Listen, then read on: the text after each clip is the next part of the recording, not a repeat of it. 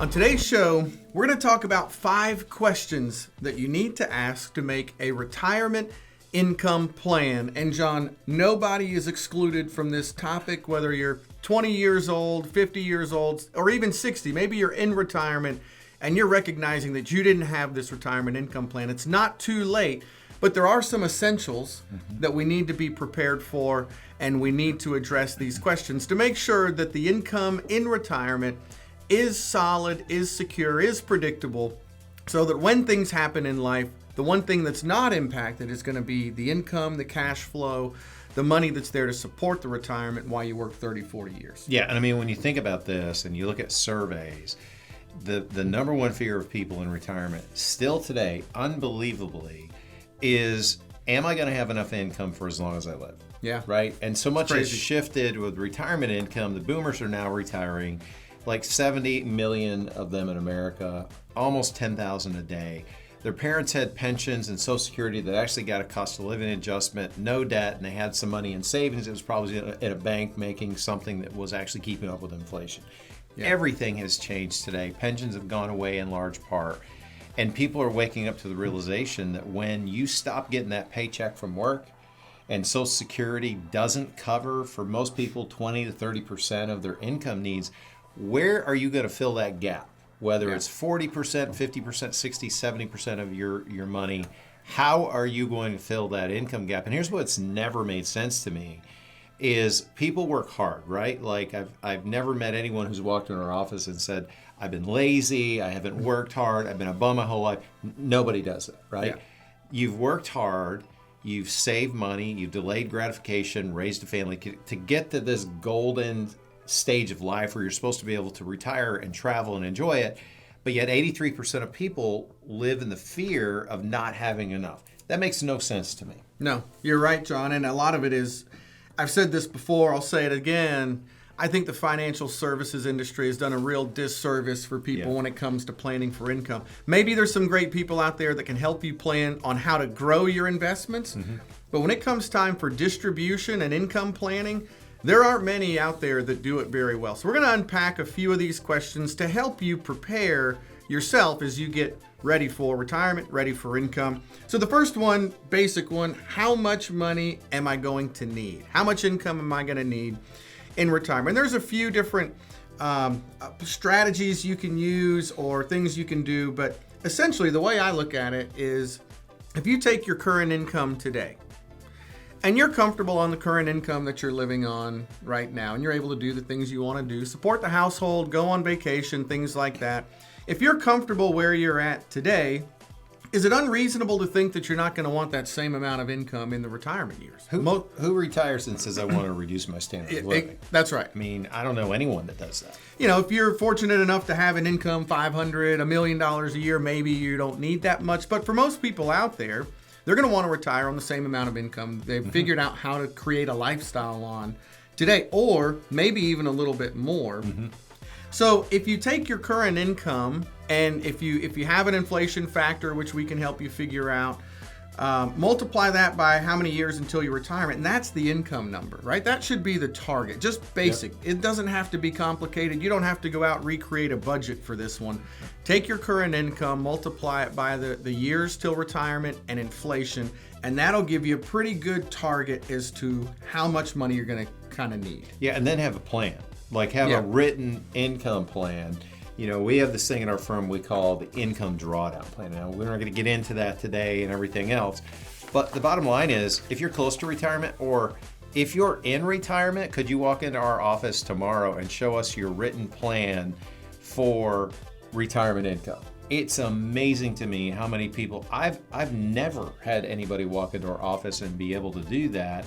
You need a written plan that does account for all of these things and for what could be quite a lengthy retirement, because people now they're not retiring and dying in 5 or 6 years. Now, obviously there's some tragedies out there and stuff.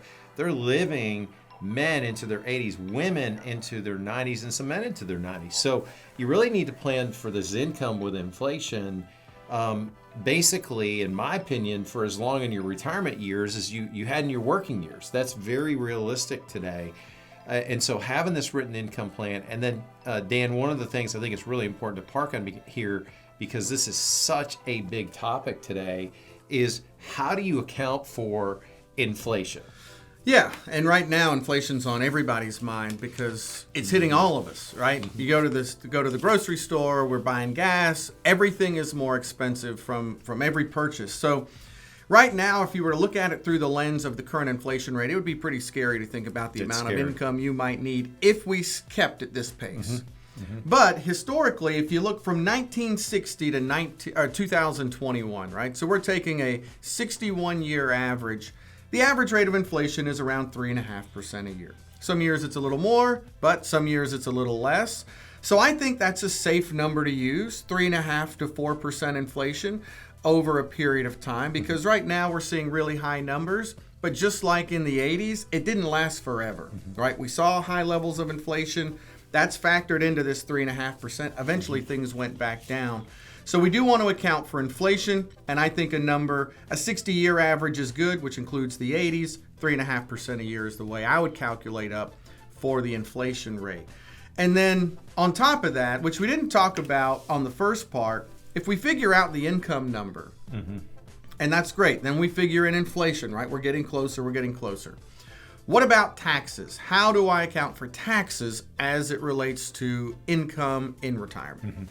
Well, I got to tell you, this is one of the most misunderstood, most unplanned aspects in retirement that, believe it or not, you have more control over at any point in your life. Retirement is the time you have more control over, and people do less planning. So there's some good news and some bad news here. So the good news is if you've saved money in an IRA or a deferred account or a 401k, and let's say that you've saved $1 million. Some people have saved more, some people have saved less. That's the good news. Congratulations, you've saved $1 million. The bad news is that money is not all yours. Now, people look at us in our office like we're nuts when we tell them that money's not all theirs. Well, that money's deferred. Who's taking taxes? That's right. That's right. So what that means is you pull money out, you owe a debt on that money, and taxes are a debt. So if you're in a 25% income tax bracket and you have $1 million, really only $750,000 of that money is yours. The other $250,000 belongs to the federal government. And here's some additional bad news. Unfortunately, we've got a $30+ trillion debt in this country and climbing every day. Now, you can believe that the top 5% is going to pay all of that debt back, and that taxes are only going to be raised on the rich, okay? And if you believe that, I've got a hairstylist that I'll talk to you about, okay? Because when you do the simple math on that, sometimes, Dan, I don't think people realize how enormous that debt is, okay? And if you do the math on it, and it's not that complicated math, what that means is that taxes are going to be going up on everyone.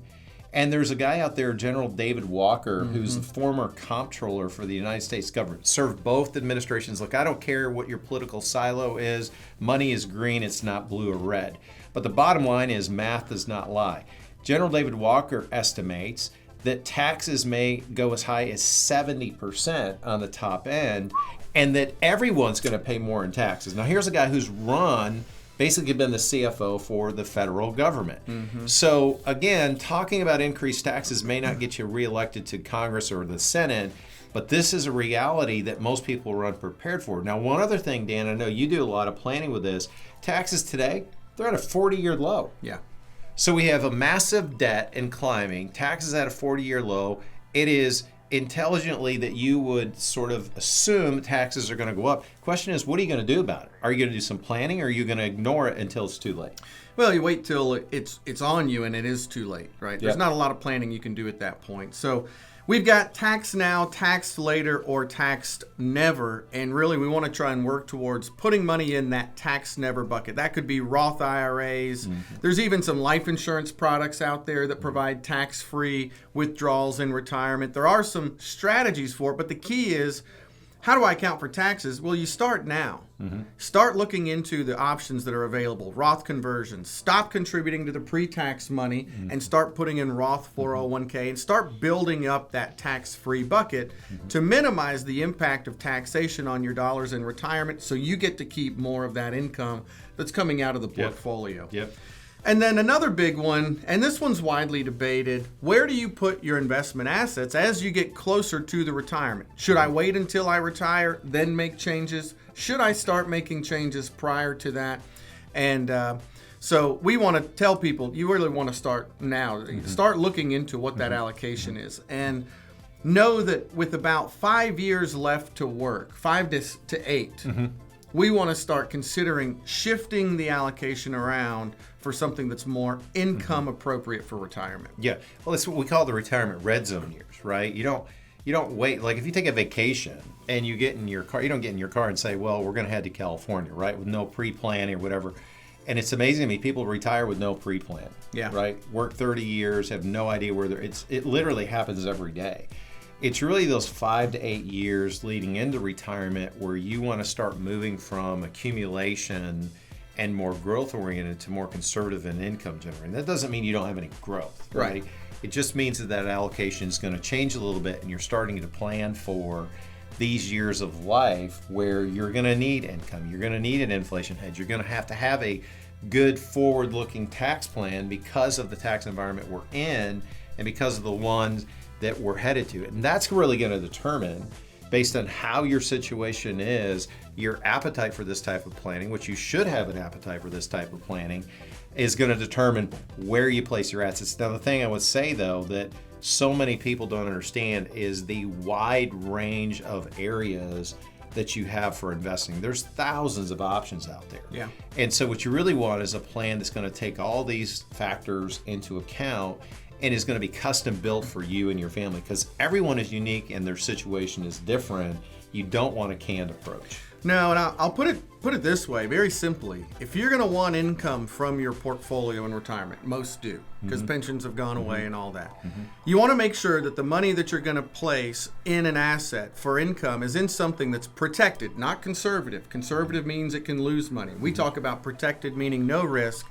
And that's the money that you want to pull the income out of. So pull income off your most secure and lowest returning asset and allow your highest returning money time to compound growth on itself while you're pulling down on one strategy. That concept rings true for every single person out there in the way that they want to start considering allocating as they get closer to retirement. And then lastly, how do I plan for longevity risk? That's a big one. And with people living longer out there today, a lot of centenarians that are out there, we want to be able to make a plan that lasts not just 15, 20 years. I hope to live 30, 40 plus years in my retirement. And so you want to make sure that you have a plan. That's the key. We talked about it earlier. And there's software out there. There's calculators for you to be able to plug in. If I'm withdrawing X amount of money off my investments for, say, 40 years, plan to age 100, plan to age 105. I don't want a plan that says I can make it to 100 and run out of money at 100. I don't ever want to run out of money in retirement. And so I want to make sure that I've taken the time, use the calculators, use the software to make sure that I'm able to leave some money behind when I'm gone. Or if I pass away early, that my spouse has some money left behind, right, to take care of her. And then I also want to leave some money to my children, some charities and other things that I care about. So plan for longevity, plan to age 100, but don't plan to run out at 100. Make sure there's money left behind. Yeah, and Dan, there are far too many couples who are out there, and I'm going to talk to the guys, right? We're husbands, we're both married, who don't plan for the passing of that first spouse, which not always, but in most cases, based on longevity studies, it's the husband. Okay? Right, yeah. Now, women are a very powerful part of the workforce today, but for the boomers, in many of those cases, the husband was the higher income earner, and they don't plan for the longevity risk for the wife in particular if something happens to the husband. I've had people walk in the office and say, we're just going to figure that out at when we get there. Well, how are you going to figure it out when you're dead? I mean, that doesn't make any sense.